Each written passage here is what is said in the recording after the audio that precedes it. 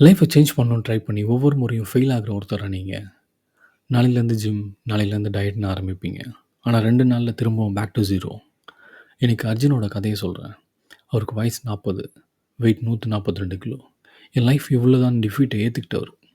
ஒரு நாள் அர்ஜுன் தன் 9 வயசு மகனோட விளையாட போம்போது, ஒரு பந்து காம்பவுண்ட்குள்ள விழுந்துருச்சு. "அப்பா இந்த பந்த எடுத்து தர்றீங்களா?" அர்ஜுன் குனிஞ்சு பந்த எடுத்தாரு. ஆனா அவரால எழுந்திருக்கவே முடியல. அவரோட ஓன் பாடி வெயிட்ட தூக்க அவர் கால்ல ஸ்ட்ரென்த் இல்ல. அவர் 9 வயசு மகன் சைலண்ட்டா அத பார்த்துட்டு இருந்தான். அன்னைக்கு ராத்திரி அர்ஜுன் அழுதாரு. என் அப்பா ஒரு வீக்கான ஆள்னு என் மகன் மனசுல ரெஜிஸ்டர் ஆச்சுன்னு அழுதாரு. அவர் ஒரு டாக்டர பார்க்க போனாரு. அந்த டாக்டர் சொன்னாரு, "அர்ஜுன், நீங்க 40 வருஷம் வார 2 மாசம் பேட்டில்ல ஜெயிக்க பார்க்குறீங்க. அதுதான் உங்க ப்ராப்ளம்."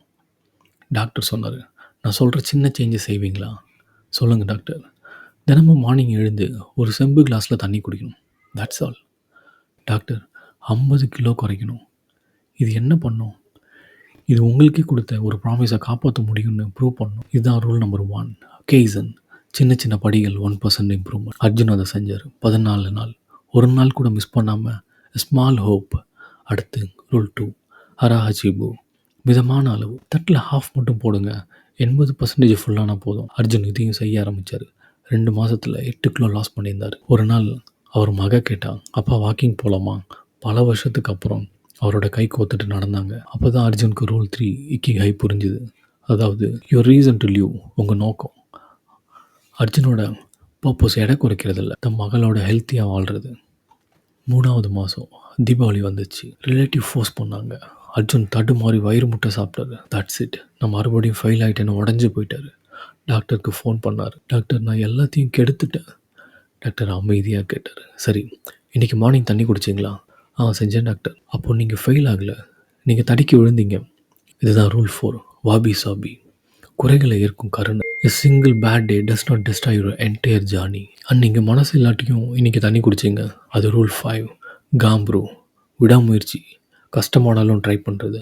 அர்ஜுன் திரும்பவும் தொடர்ந்தார். 18 மாதம் கழித்து அவர் 52 கிலோ லாஸ் பண்ணியிருந்தார். ஃப்ரெண்ட்ஸ், அர்ஜுன் ஒரு சூப்பர்மேன் கிடையாது. அவர் தடுமாறினார். ஆனால் இந்த 5 விதிகளை புரிஞ்சுக்கிட்டாரு. நம்பர் 1, இக்கிகை, நோக்கம், எதுக்காக செய்கிறோம். நம்பர் 2, கெய்சன், சின்ன படிகள், எப்படி ஆரம்பிக்கிறோம். நம்பர் 3, ஹராஹச்சிபு, மிதமான அளவு, எப்படி கண்ட்ரோல் பண்ணுறோம். நம்பர் 4, வாபி சாபி, கருணை, தடுமாறினா என்ன பண்ணுறோம்.